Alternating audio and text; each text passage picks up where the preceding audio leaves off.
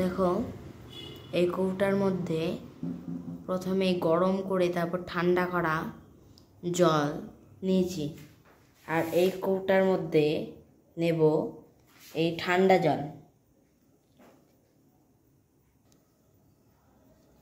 দেখো ঠান্ডা জল নিয়ে নিয়েছি, এবার কৌটাটাকে ভালো করে ঝাঁকাবো।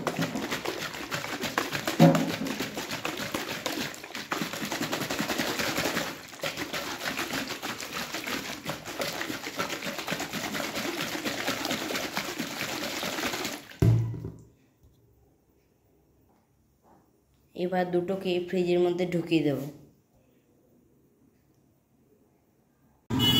24 ঘন্টা ডিপ ফ্রিজে রাখার পর বরফ দুটো এরকম হয়েছে। এই যে এই বরফটা দেখছো, এটা হলো গরম জলের বরফ। এটা দেখো কিছুটা স্বচ্ছ রয়েছে, এর কারণ জলটিকে প্রথমে গরম করে তারপর ঠান্ডা করায় জল থেকে সব বায়ুগুলি বেরিয়ে গেছে।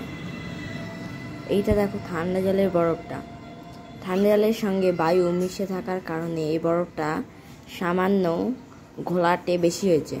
এটা গরম জলের বরফ, এটা তুলনামূলক স্বচ্ছ। এই দেখো এটা হলো ঠান্ডা জলের বরফ, এটা হলো তুলনামূলক বেশি ঘোলাটে।